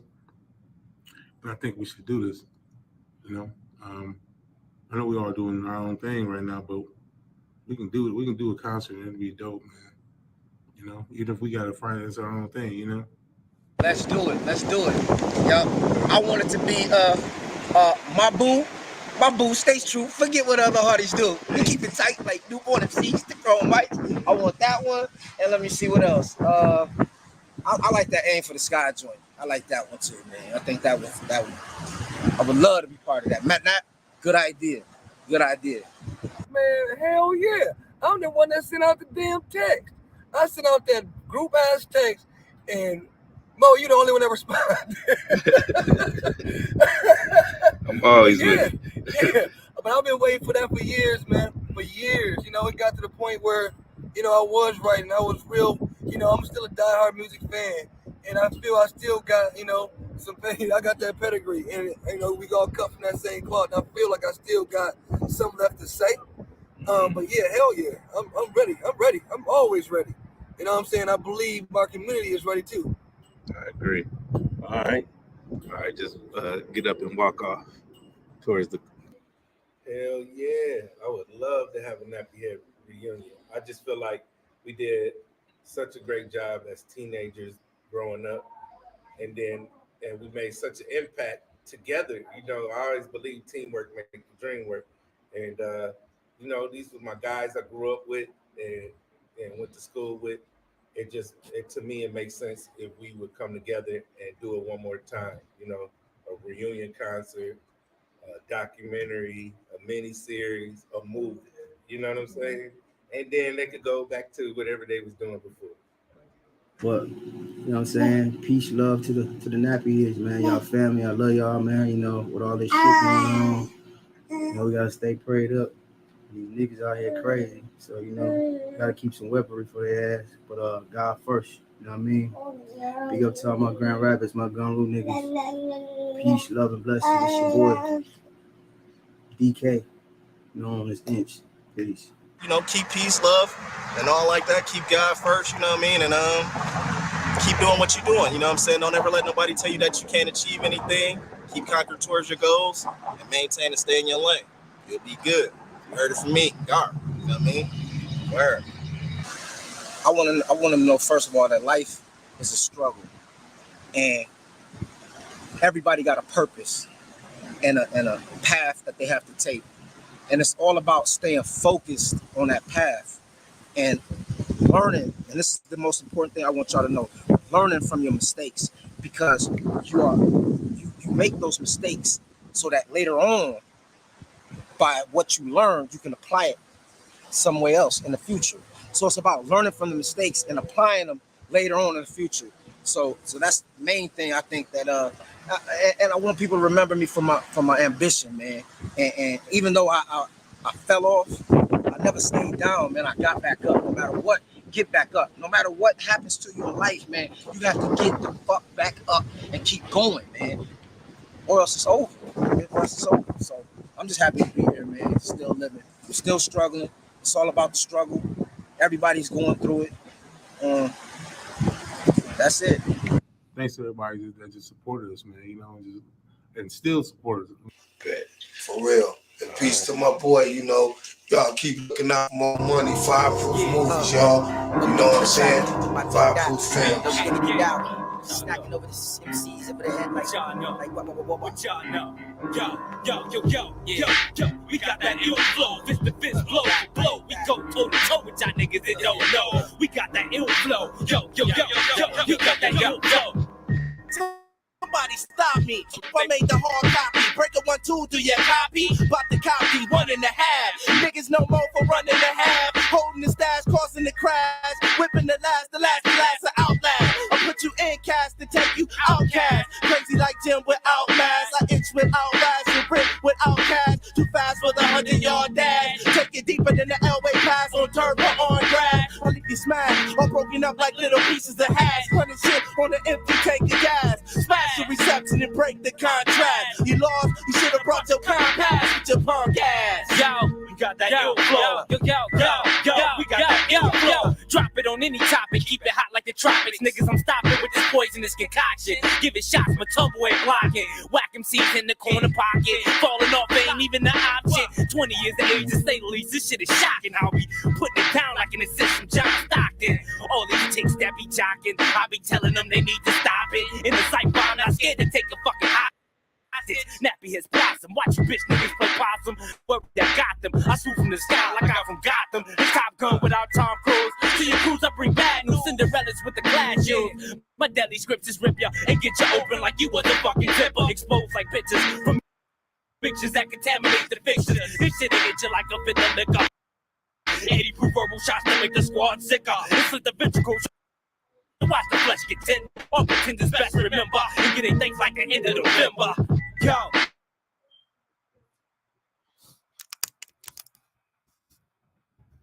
Got that ill.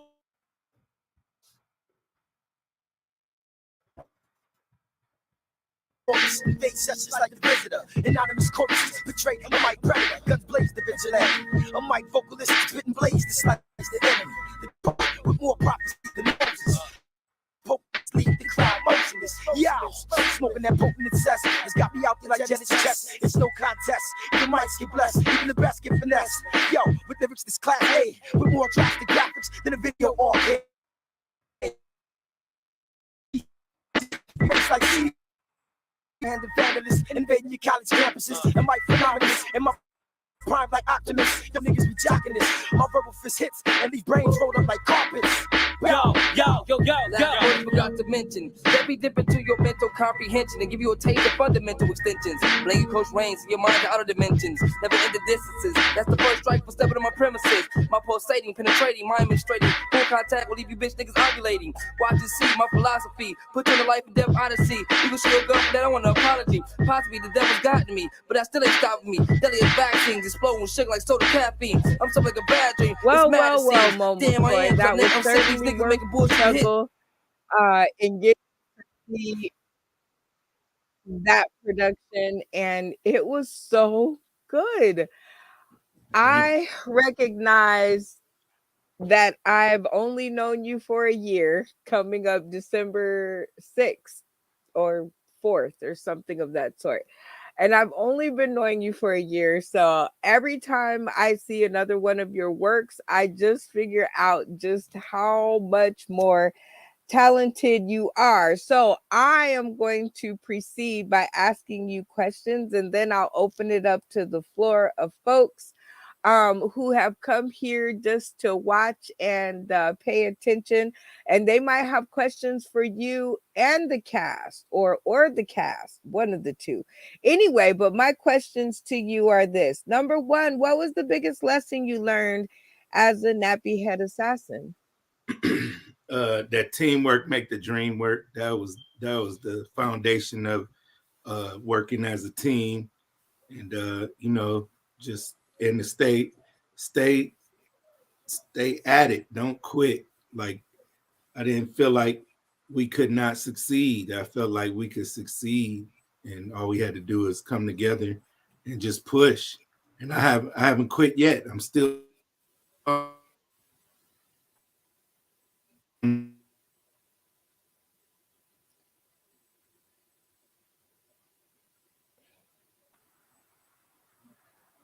Okay, well, we didn't catch the end of that. What did you say? I said the number one lesson that I learned was to keep grinding. Keep grinding. I love it. You know, I heard a question. They said, when does the grind end? When do you get to kick your feet up and enjoy the fruits of your labor? But we'll get to that next. Who's your biggest inspiration? My biggest inspiration, I think, is Floyd Mayweather. Like, when we were growing up, we were walking home from school with him, and he was all saying, "I'm gonna be the champ. I'm gonna be the champ." And he was focused on boxing, you know. So that really motivated me to stay focused until I seen my lifestyle change like his did. You know, his went from starting where we were right there to A-list, number one. Like his everything has manifested for Floyd Mayweather. You know what I'm saying? As he dreamed. I do. What's your best memory as being a nappy head assassin during those times, during the now times? I think my best memory was when we was in the basement rapping. You know what I'm saying? Just all after school, come together, go down there, smoke, drink, make music. Smoke, drink, make music. Y'all gonna have to make a song about that. What's in store for the Nappy Head Assassins in 2023? Anything? Well, we got DJ Nap's new album, a 3-part album. The first part is called Grady. That's getting ready to drop. It's featuring me, Sid Swift, the Hood Bosses, and King Zeus. He got some bangers on that album. He's been working on it real hard and curating that thing, and we all putting our input into that. And I think a tour is going to be born out of the album dropping on Wu-Tang distribution. Ooh, sounds yummy, nummy, nummy. I can't wait for tickets on that. All right, question 5. Who or what are some of your inspirations behind this documentary? They were my inspirations. Every last one of the nappy heads, just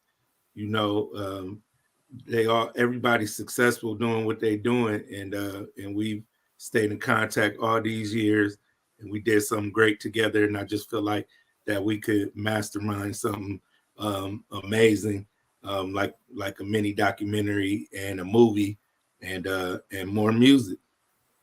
Okay, I'm definitely digging it.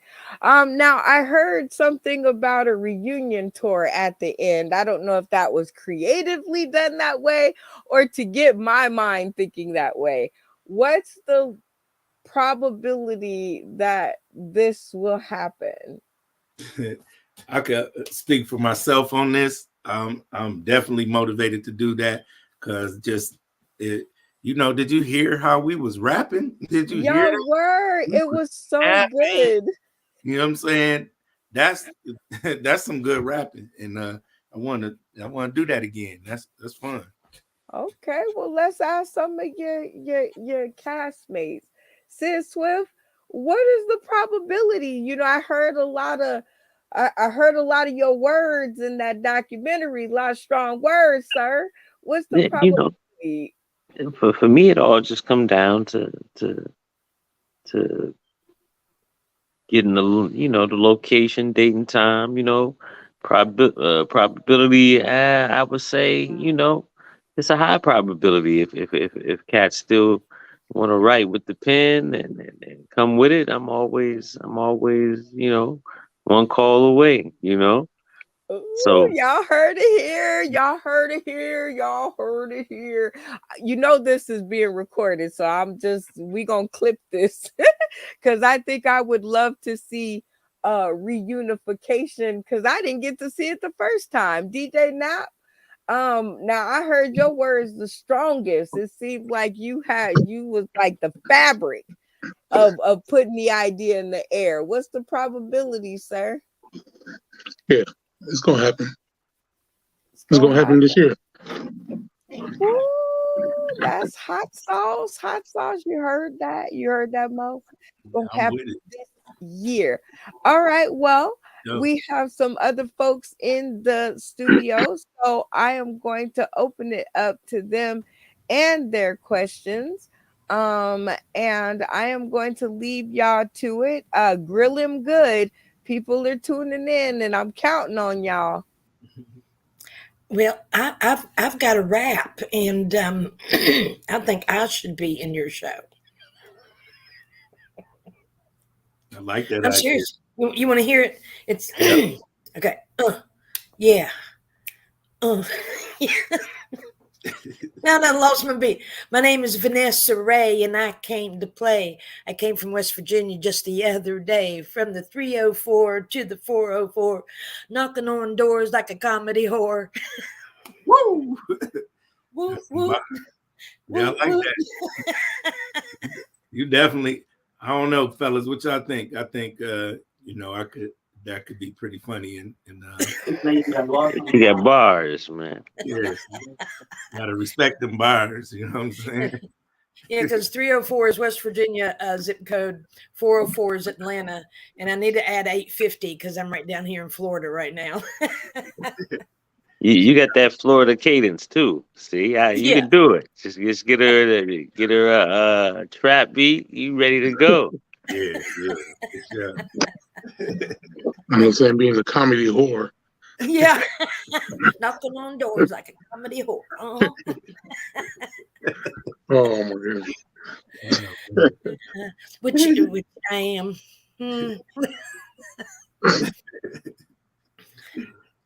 Let my slut life come out. Oh, that'd be a thing. You have salt life, you got fat life, why not slut life? Hey, you might want to trademark that. That sounds like something actually to be popular Slut life. today. I don't know why I ain't seen it yet. I've already seen that bumper sticker. Uh-oh. I'm in Florida too, Vanessa Ray. I'm a little further south too, so we a little more trashy down here.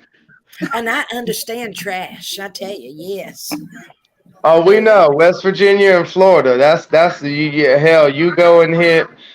What's the trifecta on that one? I tell you what, the real trifecta is I was born in Hialeah, Florida. Then we moved to Warren, Michigan, right outside of Detroit, and then to West Virginia, which is right outside of Ohio. Wow. So I'm like only thing you was missing in there was Gary, Indiana. Well, I've been there. Oh my gosh. I left you guys alone to ask questions. We had like literally 5 minutes left, and I was like, okay, they're gonna ask questions. We're gonna be out of here. And I come back and y'all talking about slut life, and I don't know. I don't know what happened to my show. I have a hip hop question. That's slut. All right, so you guys are mostly from up north, right? Yeah, I'm South, baby. But like the Nappy Heads, y'all mostly up north guys, correct? Yeah, we from Grand Rapids, Michigan. So, as an up north rap group, who would you say, if any, were your southern rap influences? Mine was UGK. You know what?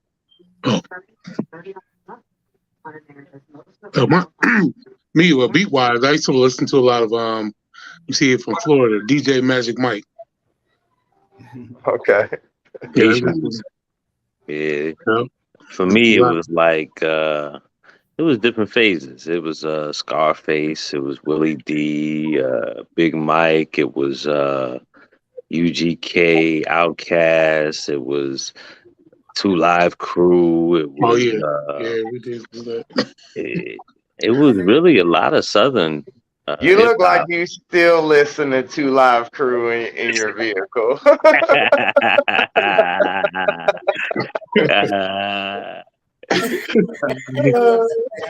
Oh, so let him have it, dog. I know, I like that in him, because I know he still got Bubba Sparks right, at least top 5 in his vehicle.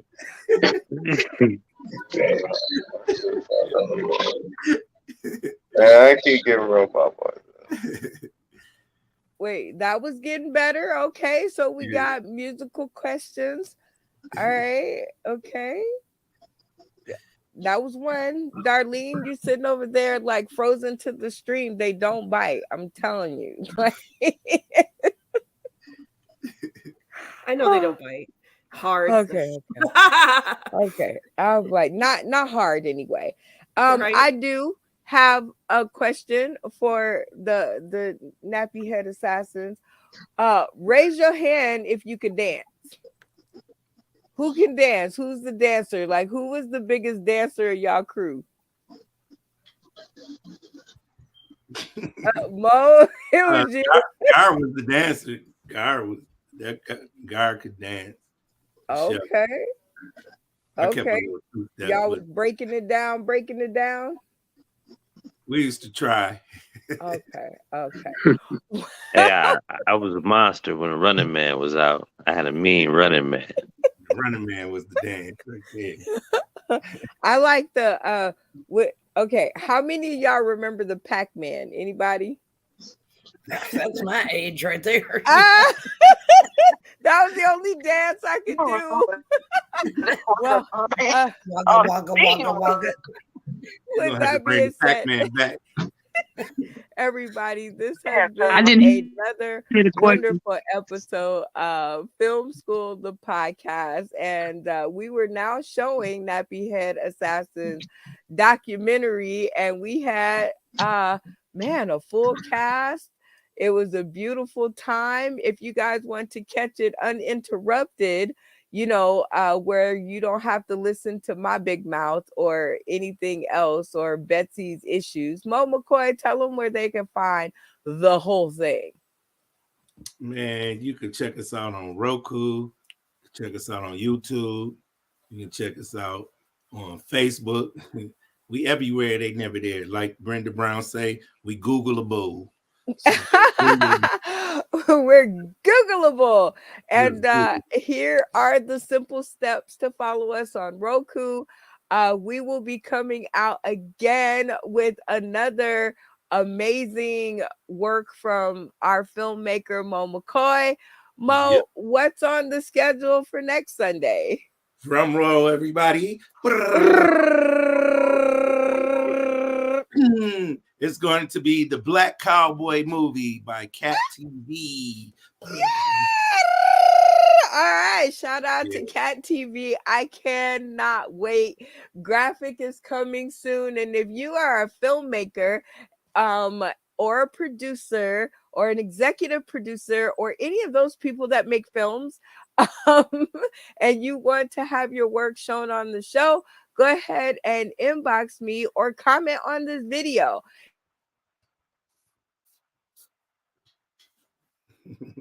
Looking for all types of Mo.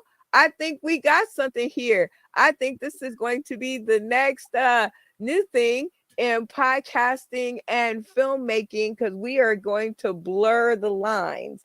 And I thank you, sir, for bringing you and the cast and Vanessa Ray and Darlene and Trayvon and she logged out and came back in as Boy Girl Collection. Okay. I was like, is that a new person? Jeremy White, Franklin, DJ Nap, and of course, Little Gar. And there you go. Brothers for life. Love y'all to life. And with that being said, you guys can catch up with us next Sunday at 6 p.m. Pacific Standard Time. And all the others can stay tuned to the Green Room, where we could really talk tips and tricks of the movie, film, and virtual media game. We are out of here, y'all. Peace.